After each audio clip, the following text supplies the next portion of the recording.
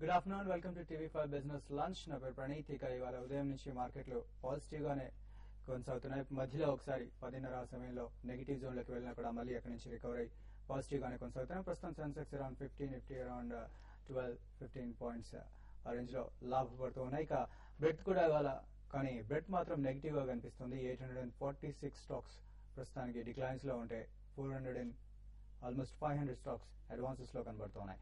ఇక నిఫ్టీ 50 లో చూసినట్లయితే telecom stock RCom top loser గా కనిపిస్తోంది. ఆల్మోస్ట్ 2.7% లాసెస్ లో ట్రేడ్ అవుతుంది. Almost Grasim and R power కూడా అదే స్థాయిలో నష్టపోతున్నాయి. Hero Honda, Tata power, DLF ఇవి మోర్ దెన్ 2% లాస్ లో ఉన్న స్టాక్స్. ఇంకా జిఏఎల్ అండ్ ఐడిఎఫ్సి ఇవి టాప్ గెయినర్స్ గా కనబడుతూ ఉన్నాయి ప్రస్తుతానికి. అలాగే ఆర్చిడ్ కెమికల్స్ కూడా భారీగా నష్టపోతున్న ఒక స్టాక్ మోర్ దెన్ 4% నష్టపోతుంది. హిందుస్థాన్ కాపర్ మాత్రం ఇవాళ భారీ లాభాల్లో ట్రేడ్ అవుతుంది. మోర్ దెన్ 12%, ఆల్మోస్ట్ 12.75% లాభాల్లో ట్రేడ్ అవుతున్న స్టాక్ ఇది. ఇక సెక్టర్ వైజ్ గా చూసుకున్నట్లయితే మనం ఇవాళ రియాలిటీ టాప్ లూజర్ గా కనబడుతోంది. ఆల్మోస్ట్ 1.5% లాసెస్ లో ట్రేడ్ అవుతుంది రియాలిటీ సెక్టర్. అండ్ అలాగే ఆయిల్ అండ్ గ్యాస్ 1.5% గెయిన్స్ లో ఉన్న stock. Oil and gas 1.5 gains లో ఉంది అండ్ రియాలిటీ 1.5 లాస్ లో ఉంది. మిగతా అన్ని స్టాక్స్ కూడా అన్ని సెక్టర్స్ కూడా ఆల్మోస్ట్ ఫ్లాట్ గా ఉన్నాయని చెప్పుకోవచ్చు. ఇక ఇది ప్రస్తుతం మార్కెట్ సిచ్యువేషన్. సో ఇక మార్కెట్ల గురించి మనకి మరింత విశ్లేషణ బాలు గారు, సుందర్ గారు ఉన్నారు. అలాగే కమోడిటీస్ గురించి రమేష్ గారు ప్రస్తుతం మనతో పాటు స్టూడియోలో ఉన్నారు. So very good afternoon. So Balu గారు, ఇవాళ మార్కెట్ చూస్తుంటే ఒక రకంగా ఫ్లాట్ గానే కనబడుతుంది. సో పెద్దగా ఎగుడు దిగుళ్ళు ఏమీ లేవు. సో ఇవాళ రీజన్ ఏంటంటారు దీనికి? పెద్దగా బేసికలీ ఇది ప్రొలాంగ్ కన్సాలిడేషన్ జోన్ లో ఉందండి. మనకి 38th మే లోపల కంప్లీట్లీ ఆడిటెడ్ ఫైనాన్షియల్ రిజల్ట్స్ అన్ని వస్తాయి. బారింగ్ ఫ్యూ కంపెనీస్ ఎవరైతే పర్మిషన్ తీసుకున్నారో వాళ్ళు కొద్దిగా ఎక్స్టెండెడ్ పీరియడ్ లో రిజల్ట్స్ ఇస్తారు.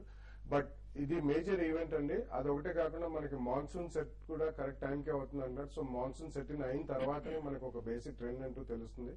దో commodities wise world wide commodities పడుతున్నా గానీ దట్స్ సిల్వర్ లైనింగ్ అని చెప్పాలండి. It's positive for us. But in the short term మనకి ఇంట్రెస్ట్ రేట్ హైక్స్ మూలాన, ఇన్ఫ్లేషనరీ ప్రెషర్స్ మూలాన మార్కెట్ లో నెగిటివ్ సెంటిమెంటే ఉంది. అండ్ అమ్మకాలే జరుపుతున్నారు కానీ కొనుగోళ్లు, వాల్యూ బయింగ్ కూడా డెఫినెట్లీ ఎమర్జ్ కావట్లేదండి. సో ఈ ప్రొలాంగ్ కన్సాలిడేషన్ జోన్ అనేది మాన్సూన్ కంప్లీట్లీ మనకి ఫస్ట్ షవర్స్ పడ్డ తర్వాత ఐఎండీ డేటా వచ్చేదాకా కూడా ఇట్లాగే ఈ ట్రేడింగ్ జోన్ లో కానీ అబ్సల్యూట్ నారో బ్యాండ్ లోనే ట్రేడ్ అయ్యే అవకాశం చాలా ఎక్కువ ఉందండి. ఓకే, సుందర్ గారు, టెక్నికల్ వైజ్ గా ఇవాళ మార్కెట్ లో ఎలా అంటారు మీరు? 5400 దగ్గర మనం కొంచెం మైనర్ రికవరీ చూసాము. సో ఈ రికవరీ కూడా చూస్తే కనుక ఇప్పటివరకు కొంచెం స్టడీగానే కనిపిస్తోంది. కాకపోతే నెక్స్ట్ రెసిస్టెన్స్ ఇంట్రాడే 5450 దగ్గర అనమాట. మార్కెట్ మరింత అప్ ట్రెండ్ లోకి వెళ్ళాలంటే కనుక 5450 పైన నిలబడాలి. సో నిలబడితే కనుక ఫర్దర్ బులిష్ అని చెప్పుకోవచ్చు. అలాగే కింద డౌన్ సైడ్ చూస్తే కనుక 5425 దగ్గర సపోర్ట్ కనిపిస్తుంది. 25 కింద కనుక కాసేపు ట్రేడ్ అవుతే కనుక ఫర్దర్ వీక్ నెక్స్ట్ టార్గెట్ 5400 వెళ్లే అవకాశం ఉంది. సో ప్రస్తుతానికి షార్ట్ టర్మ్ మటుకు ఇంకా కన్సాలిడేషన్ లోనే కనిపిస్తోంది. సో లాంగ్ పొజిషన్ మటుకు ఈ తీసుకోవాలి అనుకున్న వాళ్ళకి మరి కొంతకాలం వెయిట్ చేస్తేనే బెటర్. ఒక క్లియర్ బ్రేక్అవుట్ అనేది రావాలన్నమాట. సో లాస్ట్ 2 days సపోర్ట్ తీసుకున్నా కానీ బ్రేక్అవుట్ కన్ఫర్మేషన్ రాలేదు. సో ఈ నేపథ్యంలో కన్సాలిడేషన్ అనేది ఫర్దర్ కొనసాగే అవకాశం ఉంది. So market overall major trend down అయి ఫర్దర్ సైడ్ వేస్ ట్రెండ్ మనం చూడొచ్చు. ఓకే, సో రమేష్, కమోడిటీస్ పరిస్థితి ఏంటి వాళ్ళ? కమోడిటీస్ ని మనం గమనించినట్లయితే ఈ రోజు ఓపెనింగ్ కొంత నెగిటివ్ మనం చూసాము. అయితే గోల్డ్ అండ్ సిల్వర్ లో కొంత నెగిటివ్ ఓపెనింగ్ చూస్తున్నాము. అయితే ఇది కొంత స్వల్పంగానే ఉందని చెప్పేసి మనం చెప్పొచ్చు. ఓవరాల్ గా మనం ఈ రోజు ట్రెండ్ గాని చూసినట్లయితే ఈ రోజు డేటా మనకి యుఎస్ లో జాబ్లెస్ క్లైమ్ డేటా ఒకటి మనకి యుఎస్ డాలర్ కొంత పాజిటివ్ గా రావడము, అదేవిధంగా మ్యానుఫాక్చరింగ్ డేటా కూడా కొంచెం యుఎస్ డాలర్ కు పాజిటివ్ గా ఉండటంతో కొంత ఈవెన్ డాలర్ ఇండెక్స్ నెగిటివ్ ఉన్నప్పటికీ గోల్డ్ అంతగా గోల్డ్ అండ్ సిల్వర్ పెర్ఫార్మ్ చేయలేకపోయాయి. అయితే ట్రెండ్ మనం గమనించినట్లయితే గోల్డ్ అండ్ సిల్వర్ లో సిల్వర్ మనకి 54,600 దగ్గర కొంత రెసిస్టెన్స్ వచ్చే అవకాశం ఉంది. అదేవిధంగా గోల్డ్ చూసినట్లయితే 22,110 దగ్గర కొద్దిగా రెసిస్టెన్స్ వచ్చే అవకాశం ఉంది. ఈ రేంజెస్ లో మనము కొంత సెల్ సైడ్ ఉండొచ్చు. ఇక ఎనర్జీ సెక్టర్ గాని చూసుకున్నట్లయితే ఈ రోజు natural gas data as per service గాని చూసుకున్నట్లయితే 70 మిలియన్ బ్యారెల్స్ కొంచెం స్టాక్ ఉన్నట్లుగా ఉంది. ఈ సర్వే ప్రకారం చూసుకున్నట్లయితే కొంత డౌన్ ట్రెండ్ నేచురల్ గ్యాస్ లో వచ్చే అవకాశం ఉంది. ఇక బేస్ మెటల్స్ కానీ చూసుకున్నట్లయితే ఓవరాల్ గా ఆల్ బేస్ మెటల్స్ కూడా కొంత వీక్ ట్రెండ్ ని కనబరుస్తున్నాయి. అండ్ ఎస్పెషల్లీ కాపర్ కానీ చూసుకున్నట్లయితే ఇంకా ఫర్దర్ వీక్ అయ్యే అవకాశం ఉంది. అరౌండ్ 406 రేంజ్ వరకు వచ్చే అవకాశం ఉంది. 404 స్టాప్ లాస్ పెట్టుకొని ఆ రేంజ్ లో బై చేసుకోవచ్చు.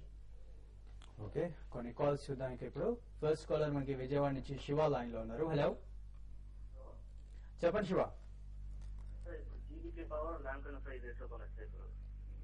సెకండ్ ఏమన్నారు?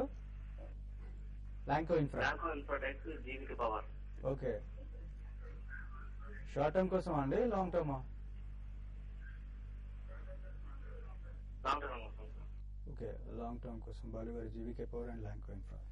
బేసికలీ కొద్దిగా ఇన్ఫ్రాస్ట్రక్చర్ షేర్స్ కి దూరంగా ఉండటమే బెటర్ అండి. మీరు infrastructure as a sector participate చేయాలంటే మీరు సిస్టమాటిక్ ఇన్వెస్ట్మెంట్ ప్లాన్ ప్రకారం ఐడిఎఫ్సి ఇన్ఫ్రాస్ట్రక్చర్ ఫండ్ కొత్తగా వచ్చిందండి, అది ఫిబ్రవరిలో. సో మార్చ్ నుంచి అది మొదలైంది. అందులో ఎస్ఐపి ద్వారా పెట్టుకుంటే డైరెక్ట్లీ స్టాక్స్ లో ఇన్వెస్ట్ చేసే కంటే దట్స్ అ బెటర్ ఆప్షన్ అండి. ఎందుకంటే ఇన్ఫ్రాస్ట్రక్చర్ షేర్స్ కి ప్రస్తుతం వాళ్ళు హెవీ ఇంట్రెస్ట్ బర్డెన్స్ అవి చూస్తున్నారు. వాళ్ళకి ఎగ్జిక్యూషన్ డిలేస్ చాలా ఉన్నాయి, ల్యాండ్ అక్విజిషన్ ప్రాబ్లమ్స్ ఉన్నాయి, ప్రాజెక్ట్ ఎగ్జిక్యూషన్ డిలేస్, ఇవన్నీ మల్టిపుల్ రీజన్స్ మూలాన they are not able to be profitable. And interest rates ఇంకా కూడా ఫర్దర్ 1 or 2 హైక్స్ స్వల్పంగా వచ్చే అవకాశం ఉందని మనం ఎక్స్పెక్ట్ చేస్తున్నాం. కాబట్టి డెఫినెట్లీ డైరెక్ట్ గా పార్టిసిపేట్ చేసే కంటే ఐడిఎఫ్సి వాళ్ళది ఇన్ఫ్రాస్ట్రక్చర్ ఫండ్ లో పార్టిసిపేట్ చేస్తే బెటర్ అండి. డైరెక్ట్ కొనాలనుకుంటే ఒక 2 quarters ఆగితే బెటర్.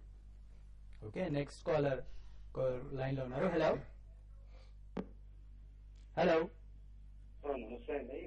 నమస్తే అండి, చెప్పండి. సార్, నేను లక్ష్మీవిలాస్ బ్యాంక్ వచ్చేసి 132 లో 500 షేర్స్ తీసుకున్నాను అండి. ఓకే. తర్వాత సౌత్ ఇండియన్ బ్యాంక్ వచ్చేసి 29 లో 8 షేర్స్ తీసుకున్నాను. ఓకే. రిజల్ట్స్ కూడా ఈ రెండు బాగున్నాయి కదా, ఈ టైంలో నేను యావరేజ్ చేసుకుంటాను కరెక్ట్ అనేసి వెయిట్ చేయమంటాను. ఓకే. సౌత్ ఇండియన్ బ్యాంక్ మటుకు టెక్నికల్ గా కొంచెం వీక్నెస్ కనిపిస్తుంది. అలాగే లక్ష్మీ విలాస్ బ్యాంక్ కూడా మనం టెక్నికల్ గా రెండు స్టాక్స్ ఎంటైర్ బ్యాంకింగ్ సెక్టర్ మనం ట్రెండ్ డౌన్ లో చూస్తున్నాం. నవదేశ్ లో సౌత్ ఇండియా బ్యాంక్ డెఫినెట్ గా స్ట్రాంగ్ కంపెనీ అండి. లాంగ్ టర్మ్ ప్రాస్పెక్ట్స్ కూడా బాగుందని ఫండమెంటల్ రిపోర్ట్స్ కూడా చెప్తున్నాయి. సో ఖచ్చితంగా ఒక 19 రూపీస్ 20 రూపీస్ దగ్గర కొంచెం కాషియస్ గా యావరేజింగ్ చేయొచ్చు. అలాగే లక్ష్మీ విలాస్ బ్యాంక్ చూస్తే కనుక 140 నుంచి 90 రూపీస్ వరకు పడి మళ్ళీ కొంచెం రీబౌండ్ అయింది. నవదేశ్ 1995 లాంగ్ టర్మ్ సపోర్ట్ మళ్ళీ ఇంకోసారి టెస్ట్ చేసే అవకాశం ఉంది. ఒకవేళ 90 రూపీస్ వచ్చి నిలబడితే కనుక కొంచెం కాషియస్ గా బై చేయొచ్చు. ఓకే, నెక్స్ట్ కాలర్ కూడా గుంటూరు నుంచి ఉన్నారు. సుబ్బారావు గారు. Hello, hello. సుబ్బారావు గారు చెప్పండి.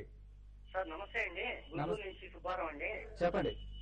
సార్, అంబుజా సిమెంట్ ఒకటి ఫ్యూచర్ షార్ట్ లో ఉంది సార్, 132 రూపాయల్లో. ఓకే. తర్వాత ఐడిఎఫ్సి ఫ్యూచర్ ఉందండి హోల్డింగ్ లో. ఓకే. అవి ఉంచుకోమంటారా లేకపోతే క్లియర్ చేయాలో చెప్తారండి? షూర్ అండి. 131లో షార్ట్ 35-36లో ట్రేడ్ అవుతుందండి. నా దేశంలో కరెంట్ లెవెల్ 138 దగ్గర స్ట్రాంగ్ స్టాప్ లాస్ పెట్టుకోండి. క్లోజింగ్ బేసిస్ మీద 138, 140 పైన మాక్సిమం కనుక క్లోజ్ అయితే కనుక ఎగ్జిట్ అయిపోవడం మంచిది. అలాగే ఐడిఎఫ్సి కూడా షార్ట్ అన్నారు. 133లో స్ట్రాంగ్ రెసిస్టెన్స్ ఉంది. ఒకవేళ 133 పైన కనుక క్లోజ్ అవుతే మటుకు మీ షార్ట్ పొజిషన్ ఏమో మీరు క్లోజ్ చేయండి. ఫ్యూచర్స్ లో ఎప్పుడైనా సరే మీ క్యాపిటల్ మీద 5% లాస్ అనేది ఎప్పుడు తీసుకోకూడదు. Maximum loss 5%. So stop loss పెట్టుకొని ప్రస్తుతానికి హోల్డ్ చేయండి. ఓకే, ప్రస్తుతం మార్కెట్ లో పెద్దగా వాలిటిలిటీ కనిపించట్లేదు. Sensex around 55 points, Nifty around 10 points లాభాల్లో ట్రేడ్ అవుతున్నాయి. ఇప్పుడు షార్ట్ బ్రేక్ తీసుకుందాం. బ్రేక్ తర్వాత మరిన్ని కాల్స్ చూద్దాం.